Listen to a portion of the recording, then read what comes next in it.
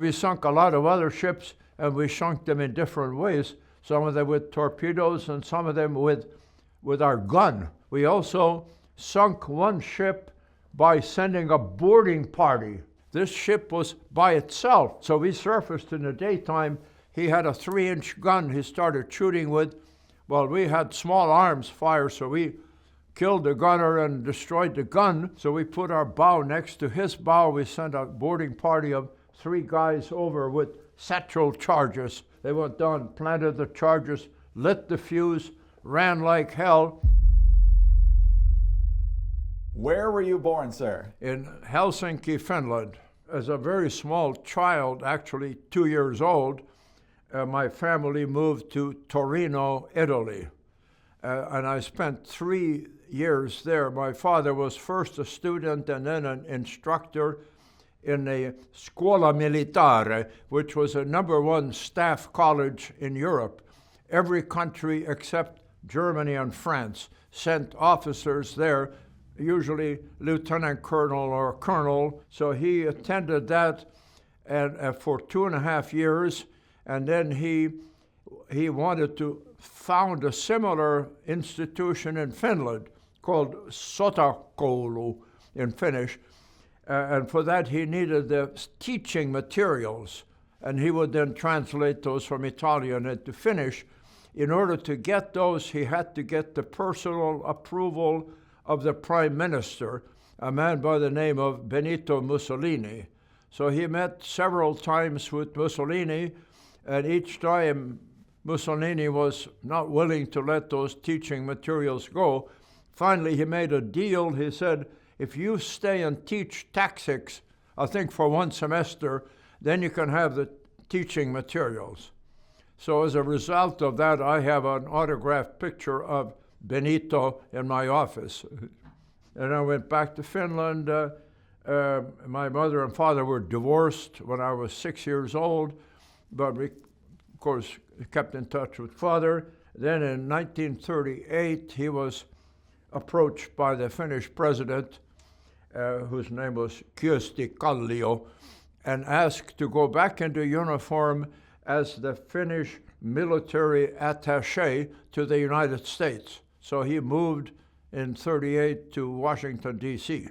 How did you hear the news of the Japanese attack on Pearl Harbor? What were you doing that day? How did you hear the news? I was having dinner with a guy named Sten Beck, who was the assistant military attaché from Finland, at the old New Orleans restaurant on Connecticut Avenue, just south of DuPont Circle.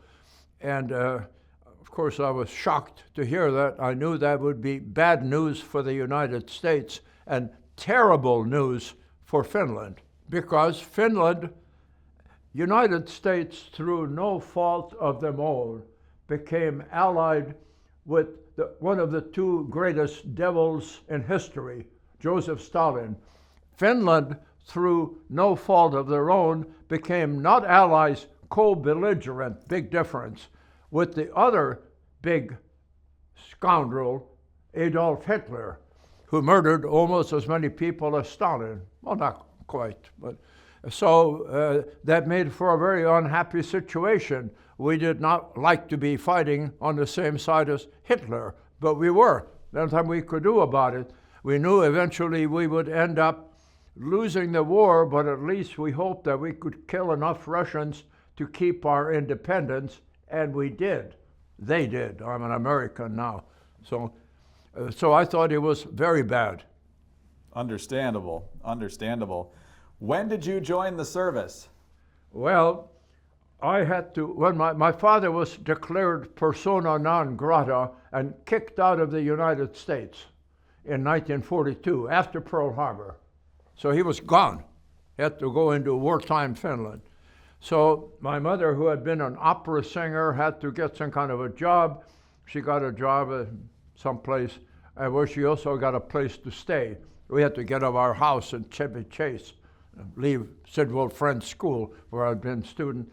And she found somebody to take care of my brother, who was 14. I was 16. I had to fend for myself. So being almost enemy alien, not speaking good English, 16 years old with no skills. It wasn't an easy thing. But I managed, and I eventually ended up with a guy that I had met at another job, living in Gary, Indiana, and boarding with him, with his family in Gary. And I had a job at the steel mill there, and so did the other guy.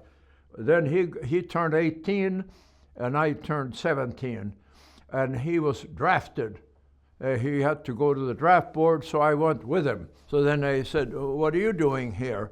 So I said, "Well, I hate to tell you, but I turned 18 about a month ago, a little over a month ago. Actually, I turned 17 a month before that." And they said, "Where were you born?" I said, "Benwood, West Virginia." Then they said, "Do you have a birth certificate?" I said, "No." "Can you get one?" I said, "No." And then they said, "You don't, oh, what job do you have?" I said, "I have a very, very important job, vital to the war effort at the steel mill." So they said, "And you'll never be able to draft me because I'm too important." So they, "What's the name of your boss?" I gave the name. They called him up and they said, "His job is a handyman," which is the lowest job they had. "Go ahead and draft him." So that's how I got in. Oh, then they gave me a test and they said, you did very well. You can have any branch of the service you want." I said, "Which is the hardest to get into?" They said, "The Marine Corps." I said, "That's what I want, Marine Corps." So I went to the Marine Corps recruiter. It was later in the afternoon. He said, "Hey, kid, I got a heavy date. Here's a chit. You can stay at the YMCA. Come and see me in the morning." Well, I thought they might catch me. And so I wanted to get into any service quickly. So I noticed the Navy guy's lights were on. Oh, he said, "Oh, Navy guy's still here." I went to the Navy guy. He gave me a test. He said, "You did very well. You can have any branch of the Navy." I said, "Which is the hardest one?" He said, "V5. We train you to be a pilot and you become a commissioned officer." I said, "That's good. I'll take that." He said, "Okay, now we need your high school transcript." I only went 1.5 years to high school. I said, "Which one do you have?" "The next hardest one, you don't need a transcript, is submarines." That's what I was. That's how I got into submarines. That's quite an adventure just to get into the service. So talk to me about submarine training. What was surprising about it and what was natural about it? Well, after you go through boot camp, which is basic training, then I said, "Oh, I want to go to submarines." I said, No. You have to first have a skill, learn a Navy occupation that they want on a submarine. They don't need bosun's mates, and they need torpedomen. Okay, I'll become a torpedoman. So they sent me to torpedo school, also in Great Lakes. And I did very well there, so well that I was made a torpedoman 3rd class as soon as I graduated. And they wanted me to stay as a teacher. I said, no, I want submarines. And then they sent me to New London, Connecticut, and I learned submarining. And then at the end of that, they assigned me to a brand new submarine being finished at Mare Island, California. What was Torpedoman training like? Well, you learn all about torpedoes. They're very, very complicated machines. And not only are they complicated, but the torpedo tubes that you fire them from, the torpedo firing sequence is a complicated business. And the main reason you have a submarine is to transport torpedoes to the right place to fire them. They have these training devices where they simulate all kinds of stuff, depth charges going off and flooding and all kinds of stuff.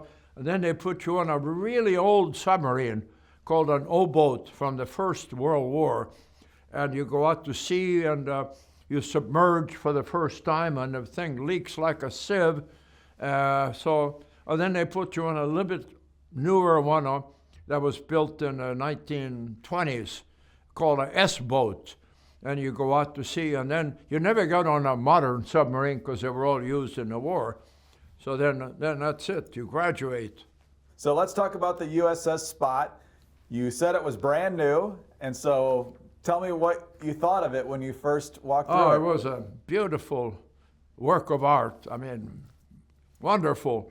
And we had a skipper, Wild Bill Post, William Schuyler Post. He's famous all over. He was the skipper of the Gudgeon, which is one of the maybe top 3 submarines in the war and sinking. He was crazy. He would, when he ran out of torpedoes, he'd go to the surface and sink them with his 5-inch gun, which is very unusual. Anyway, he got a hell of a record. Then he was asked to take over this brand new submarine, and of course, his executive officer wanted command of the Gudgeon, so he sat down with him and he said, I'll give you my sanction on one condition: you cannot behave the way I did. You have to be more conservative until you get more experience. And the guy said, yes. So then he went to sea on the spot. He got a message on the radio that the Gudgeon had gone down with all hands. Can you imagine how he felt? He was God to us. We'd do anything for him. As you left for the Pacific, how did the sub run? Well, we left Mare Island and we went for a shakedown cruise in San Diego, and something very interesting happened. We were firing exercise torpedoes. They don't blow up, they come up to the surface and you harvest them off the Los Coronados Islands of Mexico. And one time we were getting ready to load a torpedo into the tube, and we accidentally tripped it, and it started running inside the submarine. That meant that it was discharging poisonous fumes with alcohol, and of course, completely obscuring everything and sounding like the gates of hell running. So they did the right thing. They shut the watertight door, so we were trapped in there with the torpedo, and of course, sounded surfacing alarm, and they came up. And just before we died from the fumes, they got the hatch open and ventilated, but we were passing out right and left. So I figured, this is a bunch of bullshit, pardon me. I'm getting killed before we even go into the war, but I didn't. Thankfully. So then we went to the war. Did you ever feel claustrophobic? Never. Was that an issue for other guys? Nobody ever mentioned feeling claustrophobic. And I slept in the forward torpedo room next to a couple of torpedoes, and they were good sleeping mates. I never did anything. I liked the Navy. I liked the Spot. We did some very dangerous stuff. We came this close many times. One time we were almost rammed by a Japanese warship. Hey everyone, I'm Dan Taxis, production director for the American Veterans Center and editor of this story you're watching right now. When I'm not busy spotlighting our heroes, I'm also a dad to 3 young kids, so I depend on a good night's sleep to stay charged. My old mattress just wasn't cutting it. My wife and I were constantly tossing and turning in the night, and always waking up too hot. I knew I needed a new mattress, but wanted to make sure I found one that was the right fit for me and my family. That's why I was so excited to take the Brooklyn Bedding Sleep Quiz and be matched with the perfect mattress for me. The quiz felt tailor-made for me and really zeroed in on what type of sleeper I was, and what problems my old mattress just wasn't addressing. Once I finished this personalized quiz, it recommended to me the Brooklyn Bedding Aurora Luxe Cooling Mattress with a medium firmness and a cloud pillow top. I couldn't wait to set up this mattress the second it arrived, and let me tell you, after only a few nights sleeping on it, I could tell it was going to be a game changer. The mattress arrived conveniently vacuum sealed, and setup was so simple I was able to do it myself, with my daughter lending a helping hand. For 25 years, Brooklyn Bedding has been known for top-of-the-line comfort and quality, without the luxury price tag. They truly delivered the best sleep ever, with mattresses custom-made by the best craftsmen in the industry. They offer different firmness options, dimensions, and even non-traditional sizes. And unlike other brands, Brooklyn Bedding mattresses don't contain fiberglass, which can be harmful to your health. Since Brooklyn Bedding owns its own manufacturing facility, they can ensure the entire facility is free of fiberglass. They really do have something for everyone. Plus, if you're ordering within the US, they'll ship your mattress to you for free, direct from their factory in Arizona. I can't remember the last time I slept so well. No more tossing and turning like on my old mattress. And with the Glacier Tech cooling technology on the cloud pillow top, I never wake up sweating in the middle of the night anymore. I love my Brooklyn bedding mattress, and I think you would too. If you're looking for a new bed, check out brooklynbedding.com or scan the QR code to get 30% off your mattress with code Veteran Center. Thank you, and enjoy the rest of the video. Well, let's talk about those patrols now, starting with the first patrol. And the highlight of that patrol was the sinking of the Nanking Maru. Is that correct? Yes, it was. Yeah, there's pictures of the Nanking Maru. Tell me about that sinking. Well, this was a submerged torpedo attack. Most of them were at night, and they were surface attacks. This one was a submerged attack. You raise a periscope, and you get a bearing, and you estimate his angle on the bow and his speed. And then you put that into the torpedo data computer. And then and you put yourself on a course to be able to sink him. Then you take another observation and you put that into the torpedo data computer. Now the guy may be zigzagging, so the computer has to figure out the zigzag.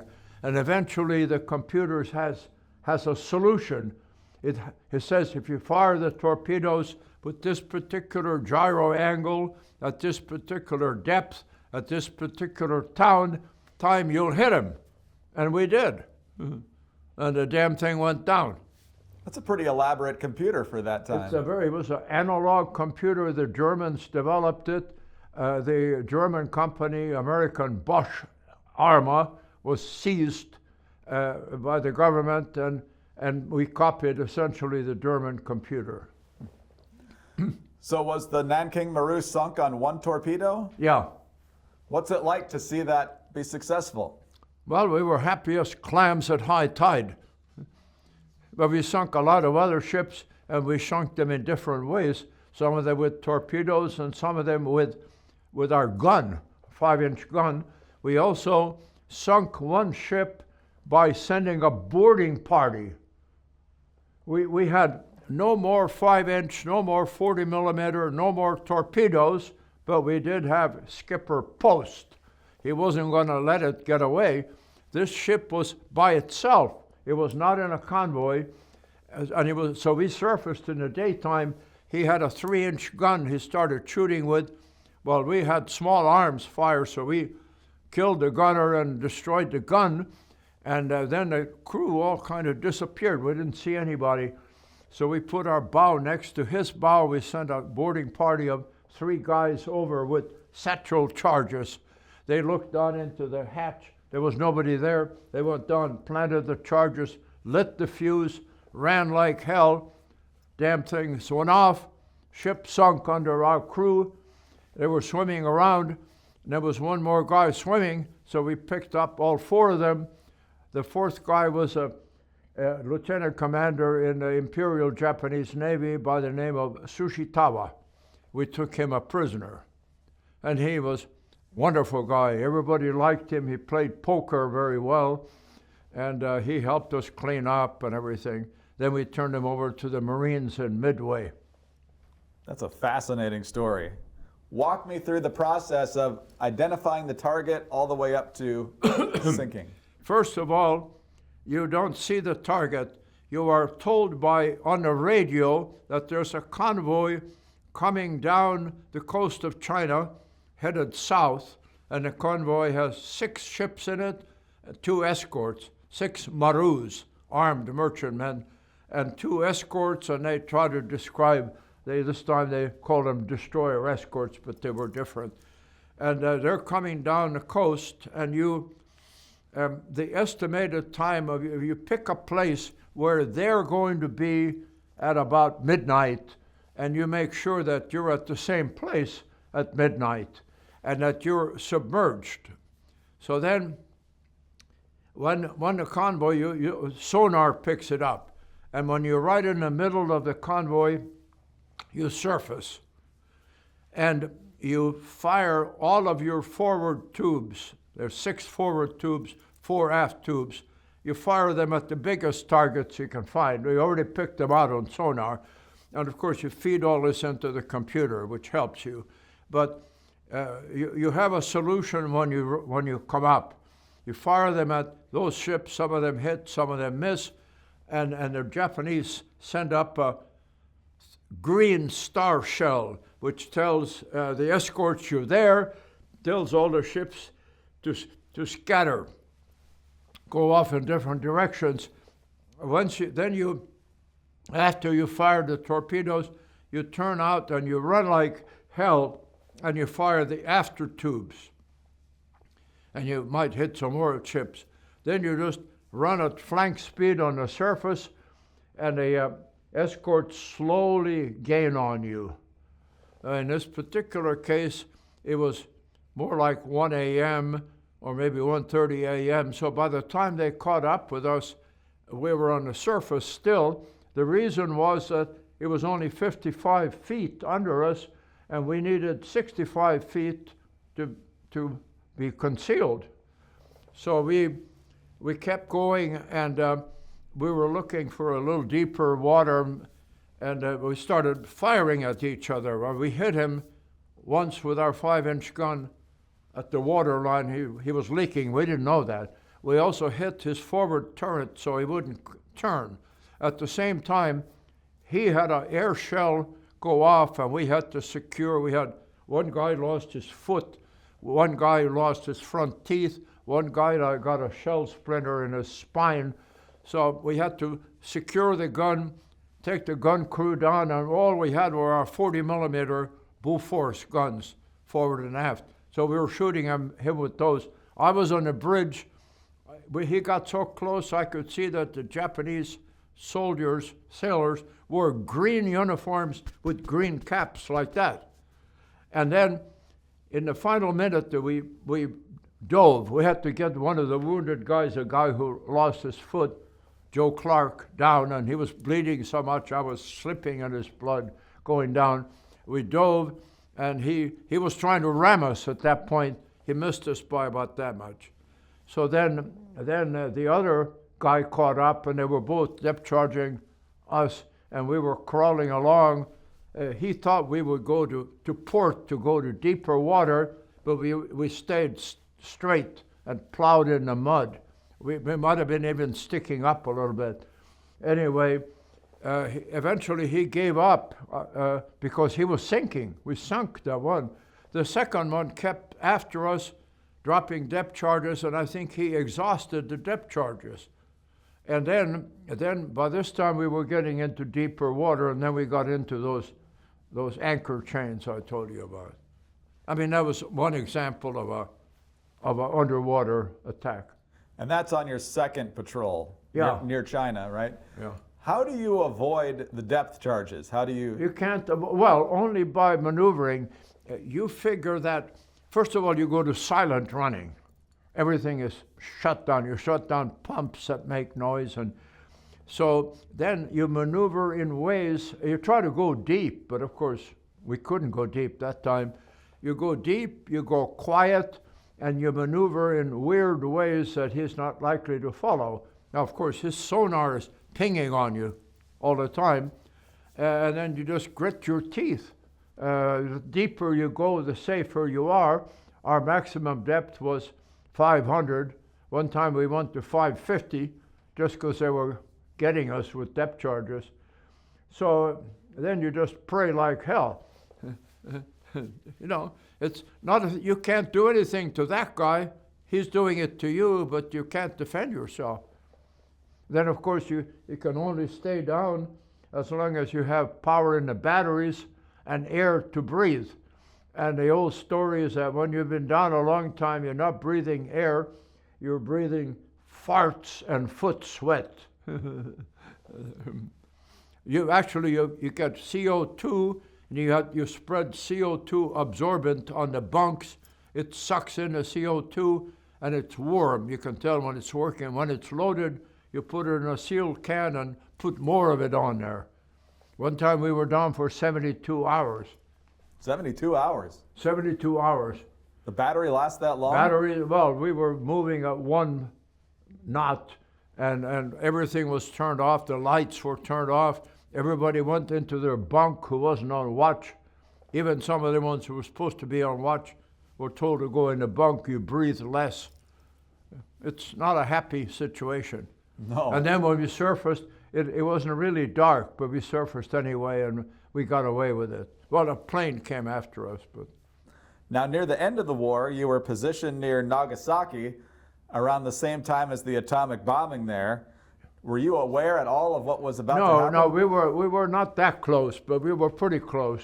And no, we knew about Hiroshima, but we didn't find out about Nagasaki until after we surfaced. I mean, we weren't close enough to hear the bomb or anything like that.